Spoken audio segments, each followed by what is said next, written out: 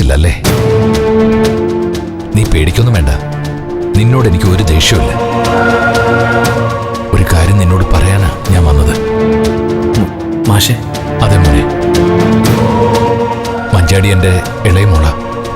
അവൾ കൊച്ചുകുട്ടിയാ. പിന്നെ ഒരു പെൺകുട്ടിയെ വിവാഹം കഴിച്ച് സംരക്ഷിക്കാനുള്ള പക്വതയൊന്നും നിനക്കുമായിട്ടില്ല. അങ്ങനെയുള്ള നിങ്ങൾ രണ്ടുപേരും ഇപ്പൊ ഒന്നായാൽ രണ്ടുപേരുടെയും ജീവിതം ഒന്നുമല്ലാതായി തീരുകയുള്ളൂ.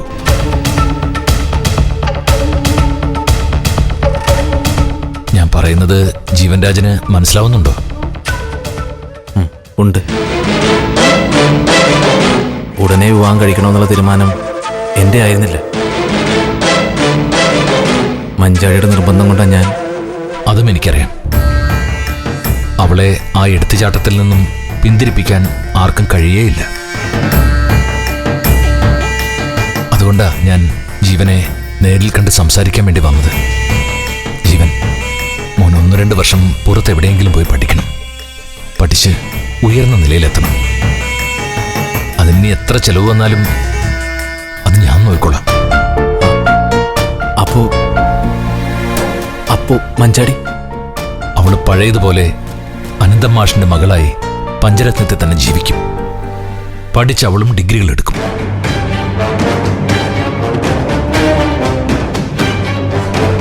എന്നിട്ട് 2 പേർക്കും സ്വന്തം കാലിൽ നിൽക്കാൻ പ്രാപ്തിയാകുമ്പോൾ ഞാൻ തന്നെ നിങ്ങളുടെ കല്യാണവും നടത്തിത്തരാം. എന്താ, അതുപോരെ?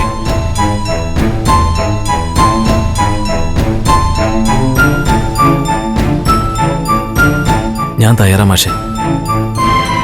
എനിക്കങ്ങേ വിശ്വാസം. പക്ഷേ മഞ്ചാടി ഇതിന് തയ്യാറാവില്ല. അവക്ക് അച്ഛന് വിശ്വാസമില്ലാത്തതുകൊണ്ടാ പെട്ടെന്ന് കല്യാണം കഴിക്കാൻ പോലും തീരുമാനിച്ചത്. എടാ മോനെ, മഞ്ചാടിയെ കുറിച്ച് നീ മാഷിന് ക്ലാസ് എടുക്കണ്ട. നീ അദ്ദേഹം പറഞ്ഞത് അനുസരിക്കാൻ തയ്യാറാണെങ്കിൽ മാഷിന്റെ മോളെ മാഷ് കൂട്ടിക്കൊണ്ടു പോക്കോളും. അതാ മോനെ എല്ലാവർക്കും നല്ലത്. നീ ബാംഗ്ലൂർ പോയി പഠിക്കാനുള്ള എല്ലാ സൗകര്യവും ഗൂഗിൾ നിനക്ക് ചെയ്തു തരും. തൽക്കാലം നീ ഇവന്റെ കൂടെ പോണം.